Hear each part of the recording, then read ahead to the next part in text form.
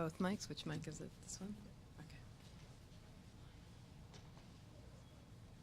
Good afternoon, everyone.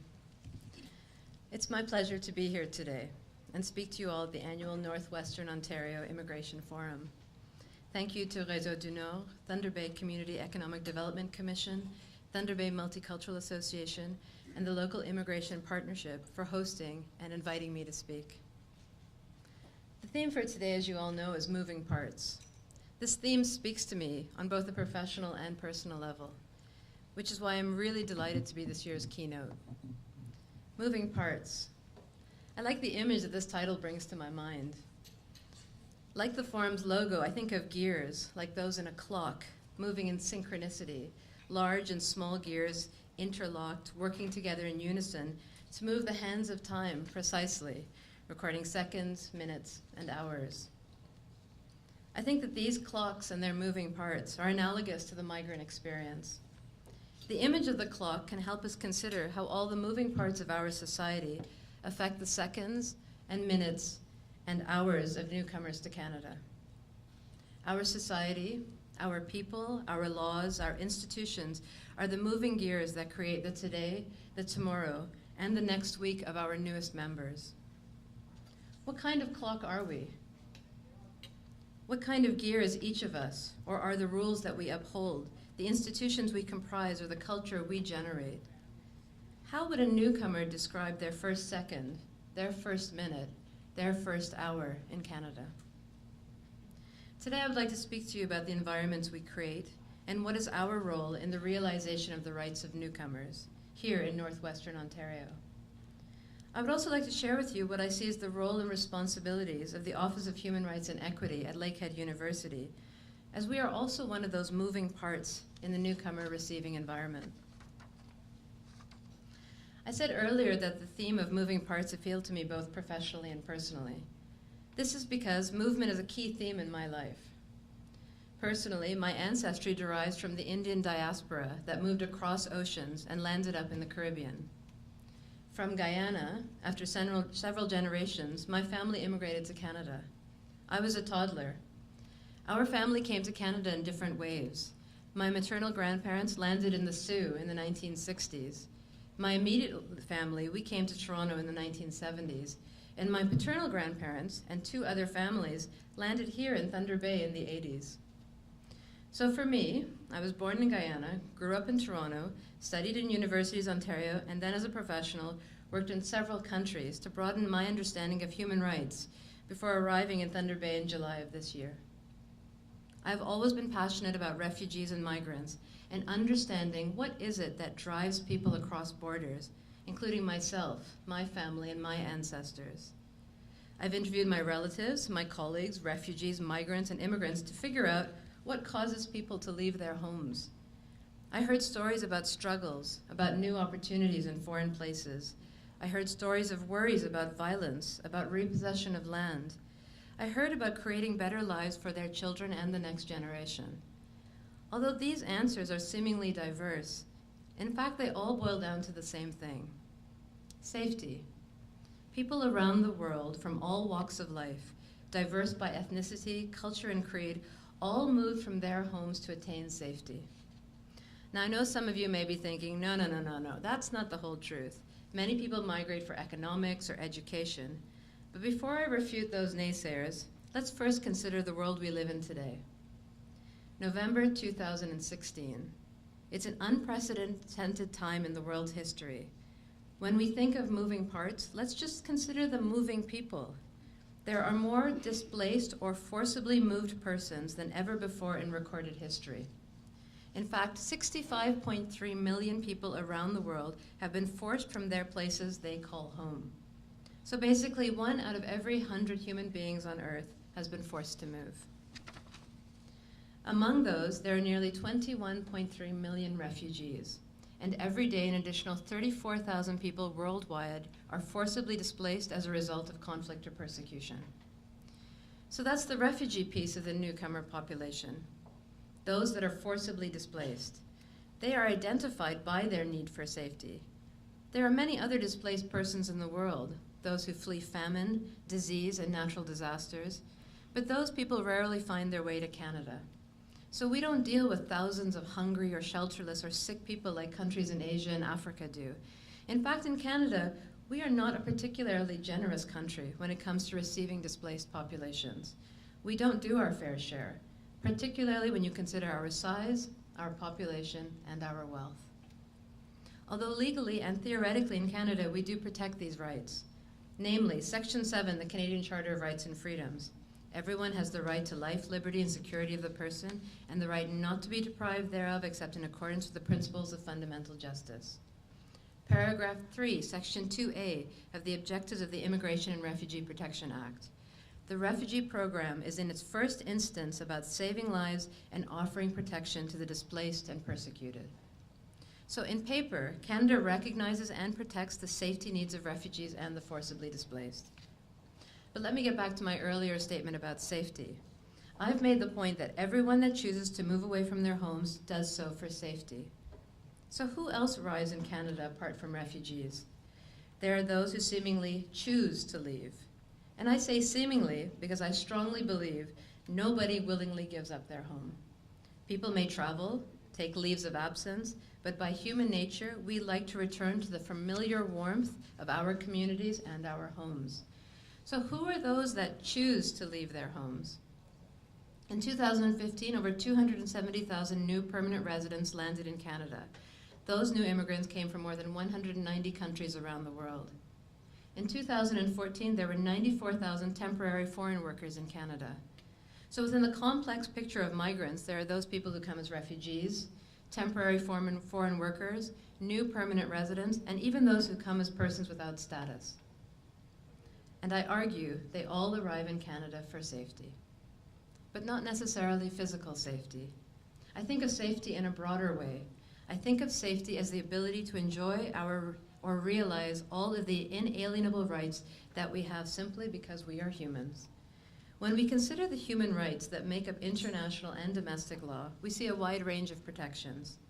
Our fundamental human rights include freedom of speech, freedom from slavery, freedom for equal protection under the law, the right to marry and have a family, the right to own property, the right to participate in government, the right to employment and leisure time, the right to participate in culture, the right to education, and more.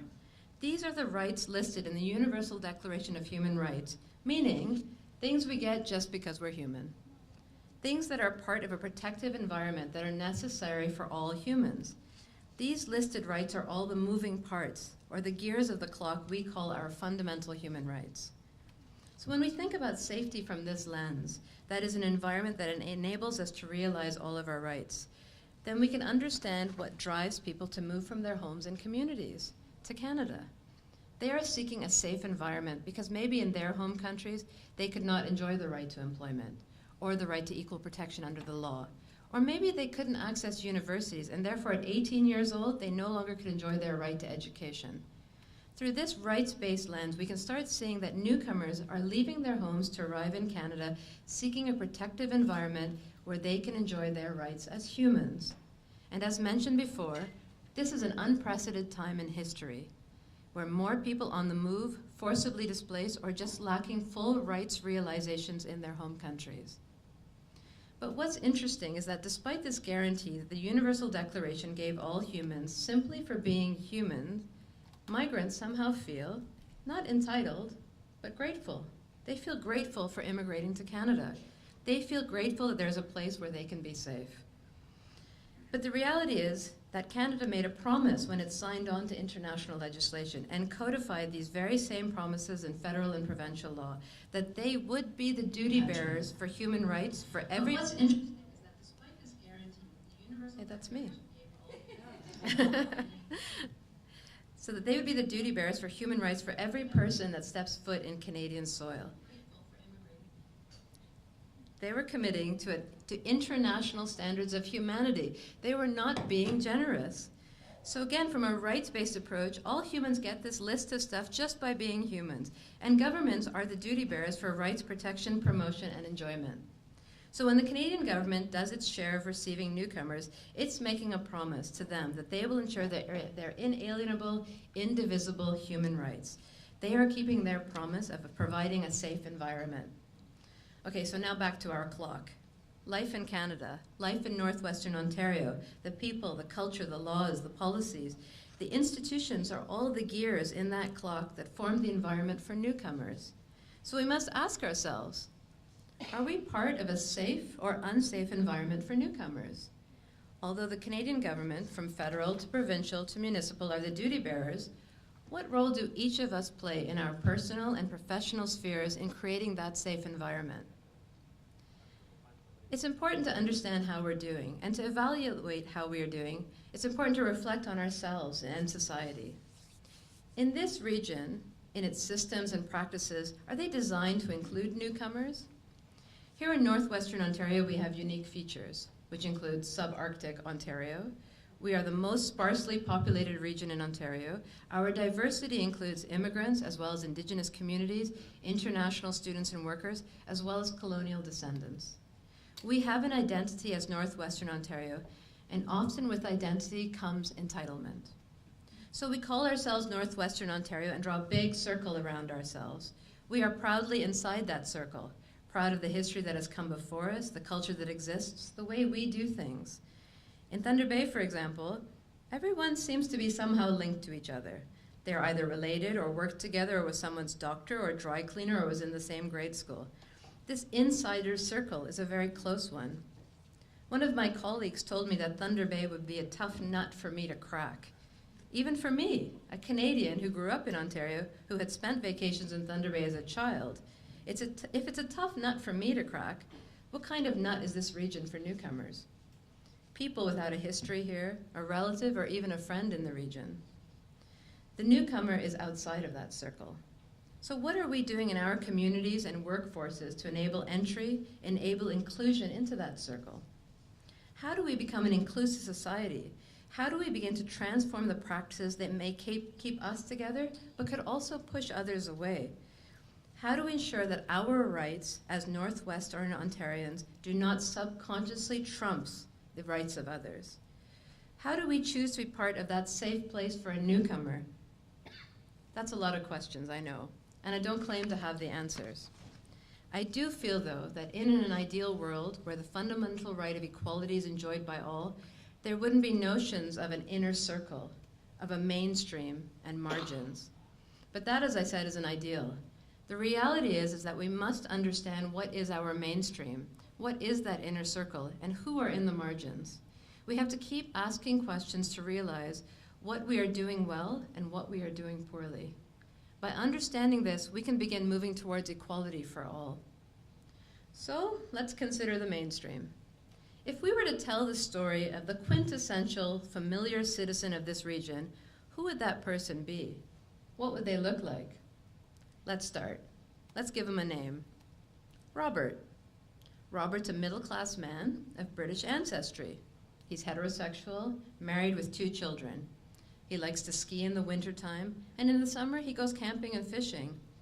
He hasn't traveled much because it's expensive, but he likes to plan a trip to Toronto or Minneapolis once or twice a year. English is his mother tongue. He is Christian and goes to church every now and then.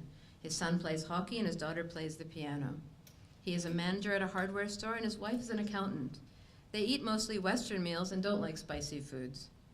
Robert grew up in Kenora and moved to Thunder Bay for college and then work. He visits his family in Kenora once a month and still has all of his friends from high school. Robert is the mainstream. He is the kind of person that mainstream Northwestern Ontario was set up for. From its cultures to its policies and its system, this region was designed for the mainstream. So now let's imagine a newcomer, someone outside of the mainstream, someone from the margins. Let's call her Abe. Abe grew up in a small village in Tanzania, and English is her 3rd language. She is a practicing Muslim, university educated, and the mother of 4 children. She was a small business owner in Dar es Salaam, but chose to immigrate to Canada for more opportunities for her children. She has landed in Thunder Bay with her family and got a job as a sales clerk in Robert's hardware store. She listens to mostly Nigerian pop music and is very good at traditional dance, which she teaches to her kids. The kids are avid cricket players, and her husband has yet to find work. What would be the interactions of these two people? What are the choices that Robert would make that would either promote inclusion or exclusion? Would Robert trump her rights with his rights because he is in the circle and she is outside? Would he make insider jokes and insider references? Would he scorn her differences and misunderstand her accent? Would he be polite but really wish he had someone like him to work with so he could pal around with? Or would he factor her into the environment, play Nigerian music, learn the rules for cricket, pay closer attention to learn her accent, and clarify that his accent is different? And what about the policies that govern the space they both inhabit? Do holidays include Islamic celebrations? Does the benefits package include 4 children? Is Abe even entitled to benefits? And will she fight for them, or will Robert be her ally? Will he proactively offer her advice on schooling, filing income tax, or even the bus system? Things residents take for granted. What are the decisions he could make to be part of Abe's safe environment? How can he be an efficient, well-oiled gear in the clock of her immigrant experience? In my 20 years of human rights practice in numerous countries throughout the world, I believe firmly that people are indeed equal, but are a product of their environments. This means that whatever keeps us apart from one another is learned. But the beauty of learned behavior is that it can be unlearned. When my family came to Southern Ontario in 1975, racism was visceral. I remember being called a Paki and spat on. I remember learning to cross the street if white boys were coming my way because they would inevitably rub snowballs in our little faces. Even 10 years later, when I took my first babysitting job, the white kids I babysit asked if I was black or white because they couldn't quite figure it out. The token immigrants at that time, visible in media, were black and Chinese. There was never a brown face. But things change. I was so pleased to walk through Dundas Square in Toronto a few years back and see a 3-story banner of Aishwarya Rai, a famous Bollywood actress, advertising CoverGirl makeup. Not the most empowering of images, but nonetheless, there she was in all her brown glory. For all to see, including my daughter, who was growing up feeling part of the mosaic. There has been real change in 40 years. Now in Canada, I believe we don't see people as black and white. There is definitely a range of shades in everyone's consciousness. I understand that these outward examples of racism are still occurring and are still present here in Northwestern Ontario. It's important to realize that they are just one of the many forms of othering that we must combat as a society to create a community of inclusion. I have spoken about the government being the duty bearer for rights realization. Well, at Lakehead University, the administration, including my office, are the duty bearers for realizing the rights of the university community. This is a tremendous opportunity and responsibility for the Office of Human Rights and Equity. So when I consider my choices in leading this office and the impact it can have on newcomers to Lakehead, I proceed very carefully. I would like to share with you our mandate. The Office of Human Rights and Equity aims to realize the rights of all students, faculty, staff, and visitors of Lakehead University through human rights protection, promotion, and implementation. The office is responsible for ensuring that Lakehead University is a human rights compliant, inclusive, and accommodating space that champions diversity.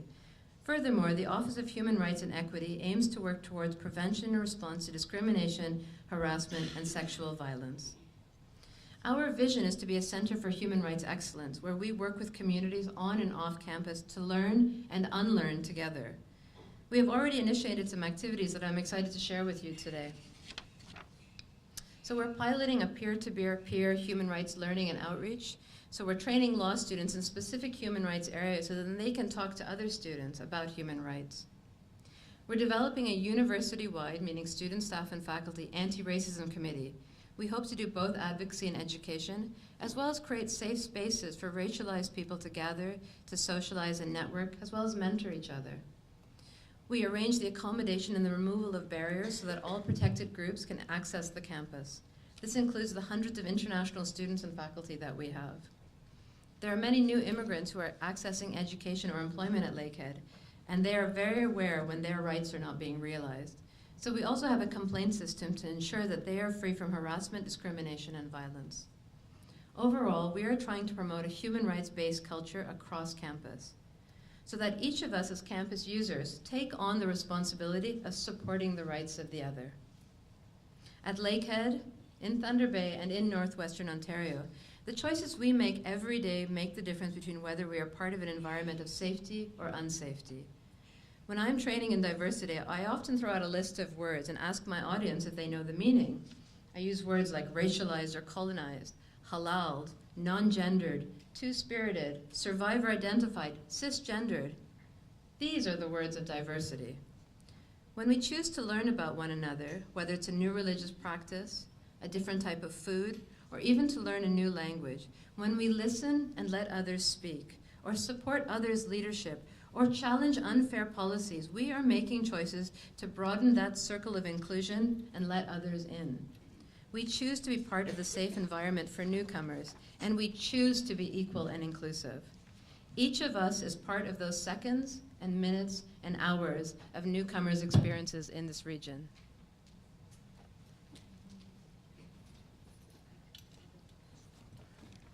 Is it green?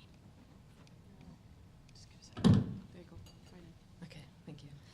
So each of us is part of those seconds and minutes and hours of newcomers' experiences in this region. So in conclusion, I would like to offer the partnership of the Office of Human Rights and Equity to all of you so that together we may be a well-oiled, precisely running clock of moving parts for newcomers to this region.